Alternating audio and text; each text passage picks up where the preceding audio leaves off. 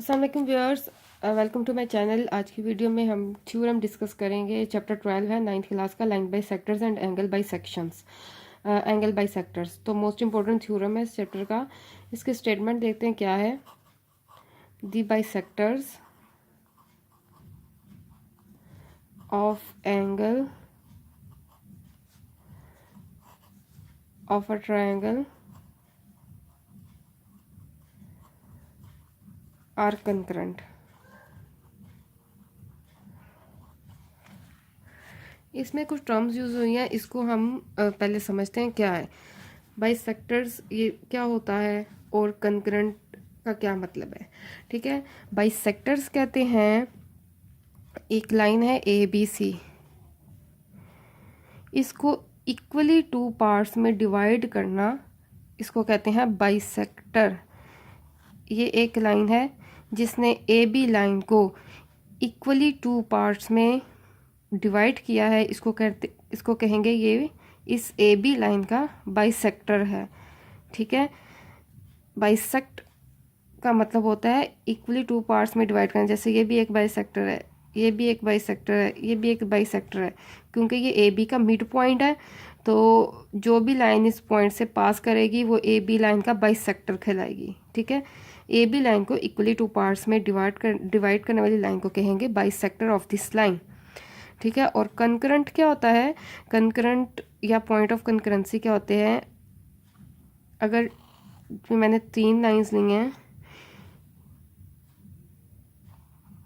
अब ये तीनों लाइंस एक ही पॉइंट में से गुजर रही हैं, पास कर रही हैं, तो हम कहेंगे ये तीनों लाइंस जो हैं वो कंकरेंट हैं, और इस पॉइंट को कहेंगे पॉइंट ऑफ कंकरेंसी। इसी तरह हम मोर देन 3 लाइंस ले लें, 4 5 6 7, जितनी भी लाइंस अगर वो इस पॉइंट से गुजर रही हैं वो सारी लाइंस कहलाएंगी कंकरेंट लाइंस, और उस पॉइंट को कहेंगे पॉइंट ऑफ कंकरेंसी। ठीक है, इसी तरह मैं एक और लाइन ली। अब ये लाइन जो है वो कंकरेंट नहीं है क्योंकि वो इस पॉइंट से पास नहीं कर रही। ये लाइन भी कंकरेंट नहीं है क्योंकि वो इस पॉइंट से पास नहीं करी। वो तमाम लाइंस जो इस पॉइंट से पास करेंगी वो कंकरेंट लाइंस कहलाएंगी। ठीक है, तो अब स्टेटमेंट समझते हैं क्या है। The bisectors of angles of a triangle are concurrent. कि ट्राइएंगल जो है उसके तीनों एंगल्स के जो बाइसेक्टर्स हैं वो कंकरेंट होते हैं, यानी वो एक ही पॉइंट पे मीट करते हैं। अगर इसकी डायग्राम बना के समझें, ये एक ट्रायंगल ले ली ए बी सी।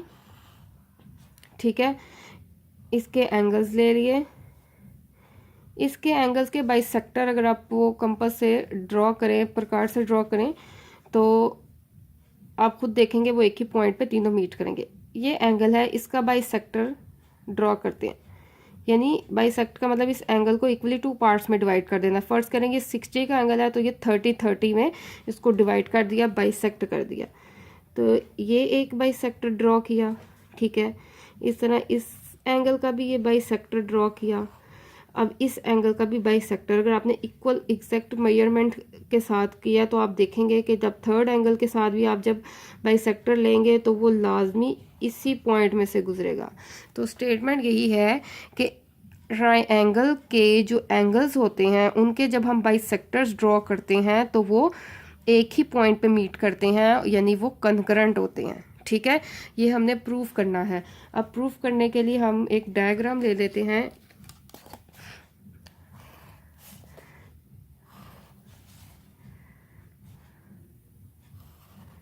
ये ए बी सी एक डायग्राम ले ली। अब थोड़ा सा रफली आइडिया बना देते हैं कि हम इसका प्रूफ कैसे करेंगे। ये ए एंगल है, ये बी एंगल है, ये सी एंगल है। ठीक है, हम क्या करेंगे कि एंगल सी का भी एक बाइसेक्टर ले लेते हैं। कोई से भी 2 एंगल्स के आप बाइसेक्टर खुद ड्रॉ कर लें। ठीक है, एंगल बी का भी बाइसेक्टर हमने ड्रॉ कर लिया। हम क्या प्रूफ करेंगे? हम प्रूफ करेंगे कि जब एंगल ए का भी हम जब बाइसेक्टर ड्रॉ करते हैं वो भी इस पॉइंट से ही मीट करेगा। अगर वो इस पॉइंट से ही मीट करके गुजरेगा तो इसका मतलब ये तीनों बाइसेक्टर्स कंकरेंट हो जाएंगे। ठीक है, तो जब 2 एंगल्स के बाइसेक्टर लेके हम क्या करेंगे, उसकी बेस पे थर्ड को प्रूफ कर देंगे। यानी आपने कोई से भी 2 पिक कर लेने हैं एंगल के बाइसेक्टर, उनको मीट करवाना है, वो लाजमी मीट करेंगे, आप देख लें खुद ही कट करेंगे। अगर थर्ड वन का भी बाइसेक्टर जो है इसमें से गुजर गया, इसमें से इस पॉइंट में से पास कर गया, तो वो कंकरेंट हो जाएंगे। तो हम क्या करेंगे, थर्ड वन को प्रूव करेंगे कि वो इस पॉइंट, उसका बाइसेक्टर इस पॉइंट से ही गुजरता है, तो वो कंकरेंट हो जाएगा। ठीक है, तो अब हम गिवन है हमारे पास ट्राइंगल ए बी सी। हमने एक ट्राइंगल ए बी सी ली है, इसमें दो एंगल्स के बाइसेक्टर ले लिए। Bisectors of angle B and angle C meet at point I. इस पॉइंट का नाम आई रख लें, जो भी पॉइंट का नाम रखना आप रख लें। हमने अपनी तरफ से ये पिक कर लिया है स्टेटमेंट के अकॉर्डिंगली कि कोई से भी दो एंगल्स चूज कर लिए हैं। एंगल बी और एंगल सी के बाइसेक्टर ले लिए और कहा है कि ये पॉइंट आई पे मीट कर रहे हैं। ठीक है, रिक्वायर्ड क्या है, हमने प्रूव क्या करना है, हम प्रूव करेंगे कि bisector of angle A also meet passes through point I. अगर हमने ये प्रूव कर दिया कि एंगल ए का बाइसेक्टर भी आई में से पास करता है, तो हमने स्टेटमेंट को प्रूव कर दिया कि ये वो कंकरेंट हो जाएंगे बाइसेक्टर्स। ठीक है, ये हमने एक्चुअली प्रूव करना है कि एंगल ए का बाइसेक्टर जो है वो आई में से पास करेगा। ठीक है, इसके बाद जो है अब हम कंस्ट्रक्शन की तरफ चलते हैं। कंस्ट्रक्शंस करेंगे, हम ज्वाइन करेंगे ए को, एंगल ए को टू आई, सॉरी एंगल नहीं, पॉइंट ए को, यानी ए जो है ए को आई के साथ हम खुद से ज्वाइन करेंगे। ठीक है, और टेक, अच्छा अब हम क्या करेंगे, A B side, B C side और ए सी साइड, तीनों साइड्स पे इस पॉइंट आई से परपेंडिकुलर्स ड्रॉ करेंगे, क्योंकि हम एक प्रीवियस थ्योरम जो इससे पहले पढ़ चुके हैं उसकी स्टेटमेंट यूज़ करना चाह रहे हैं। आई से ए बी साइड पे परपेंडिकुलर ड्रॉ करेंगे, यानी बिल्कुल 90 के एंगल पे हम परपेंडिकुलर ड्रॉ कर रहे हैं।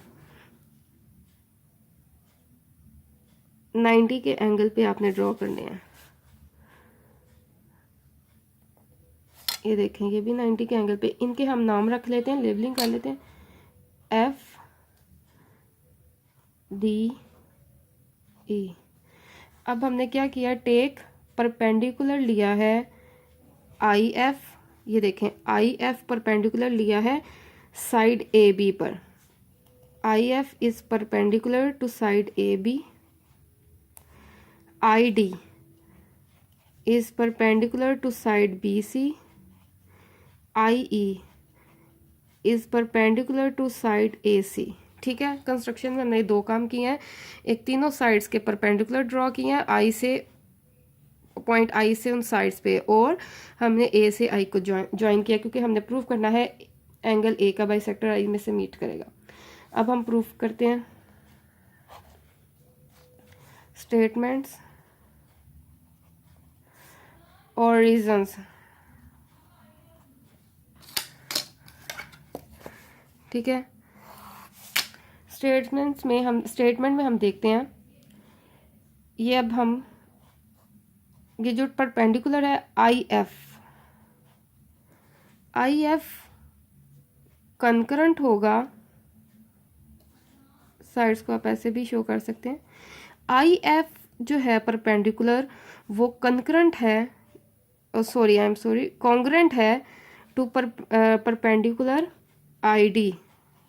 अब ये क्यों जो है ये आपस में कॉन्ग्रेंट है, ये इसी चैप्टर का थ्योरम है, इस प्रूफ से पहले पढ़ चुके हैं कि एनी पॉइंट, वो हम इसमें यूज़ कर रहे हैं, ऑन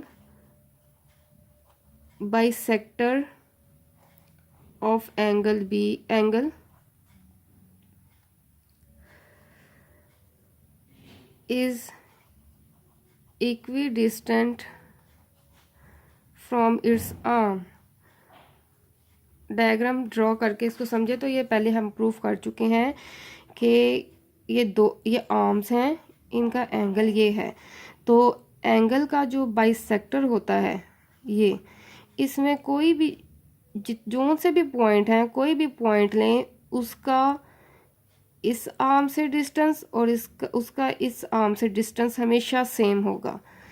कोई भी पॉइंट ले लें इस बाइसेक्टर पे, क्योंकि वो बाइसेक्टर है, इस एंगल का बाइसेक्टर है, बिल्कुल सेंटर में, बिल्कुल मिड में से पास कर रहा है, ठीक है, और दो हिस्सों में डिवाइड करके गुजर है।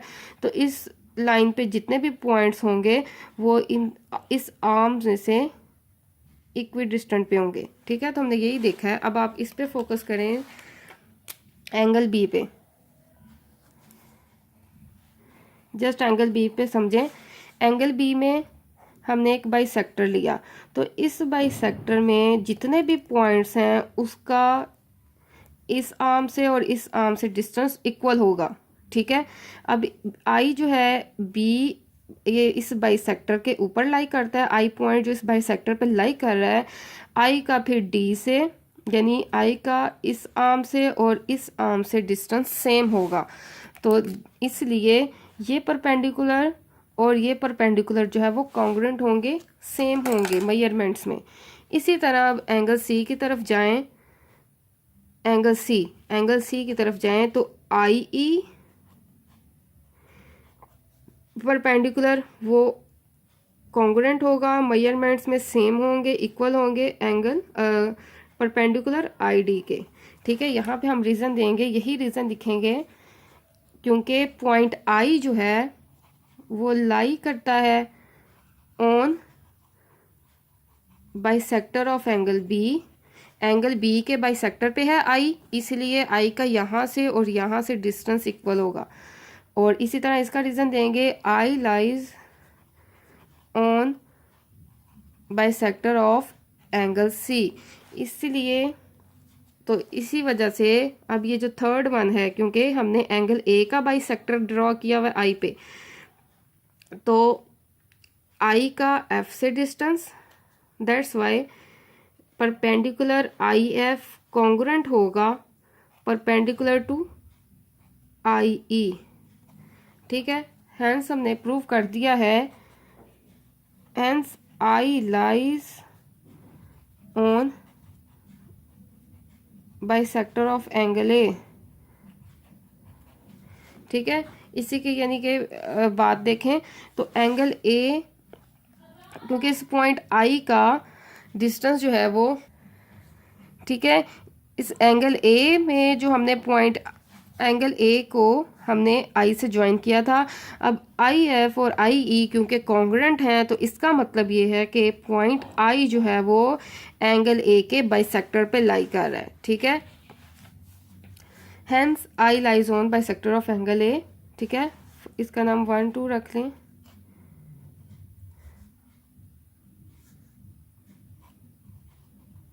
फ्रॉम 1 एंड 2, 1 एंड 2 से ये प्रूव हो गया कि फिर आई जो है वो एंगल ए के बाइसेक्टर के ऊपर है, पॉइंट आई जो है एंगल ए के बाइसेक्टर के ऊपर है। तो therefore A is bisector of, sorry, AI is bisector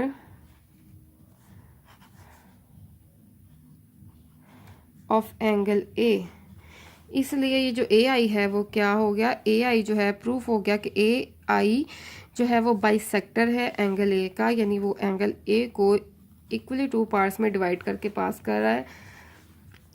hence या thus prove that bisector of angles of a triangle are concurrent, ठीक है। इसलिए प्रूव हो गया कि ट्रायंगल के एंगल्स जो हैं ए बी सी, इनके जब हमने बाइसेक्टर्स ड्रॉ किए वो तीनों एक ही पॉइंट पे मीट किए हैं, इसलिए ये कंकरेंट हैं, ठीक है। इसमें हमने इस थ्योरम में हमने इसी चैप्टर के प्रीवियस थ्योरम जो है वो इससे पहले जो स्टडी कर चुके हैं उसका उसको हमने यूज़ किया है। और दोबारा देख लें वो क्या थ्योरम था कि अगर हम एंगल का बाइसेक्टर ड्रॉ करते हैं तो उस बाइसेक्टर पे जितने भी पॉइंट्स हैं, अब खुद ही इस कॉमन सेंस से आप सोचें कि ये 30-30 समझें, 60 का एंगल था, 30-30 पे इक्वली डिवाइड किया है, तो एंगल सेम है तो इनका फिर आपस में डिस्टेंस भी सेम होगा। तो कोई भी पॉइंट ले लें, उसका इन दोनों आर्म्स के साथ जो डिस्टेंस है वो हमेशा इक्वल होगा। वो हमने वो रीज़न यूज़ किया है। तो यहाँ पे भी हमने ये रीज़न यूज़ की। एंगल बी पे देखें, एंगल बी का बाइसेक्टर लिया था बी आई, ठीक है। तो इस बी आई पे एक पॉइंट है आई, आई का डी, आई से डी पर जो हमने परपेंडिकुलर ड्रॉ किया था, तो क्योंकि आई जो है वो एंगल बी के बाइसेक्टर के ऊपर है, तो इसका डिस्टेंस जो है वो इस परपेंडिकुलर आई और एफ का डिस्टेंस इक्वल होगा, यानी कि वो मेजरमेंट्स में सेम होंगे two angle I perpendicular I D. यानी अगर हम इसको मैथमेटिकली देखें तो इसका मतलब है measurement of I F perpendicular is equal to measurement of I D perpendicular. Hence prove that bisectors of angles of triangle are concurrent.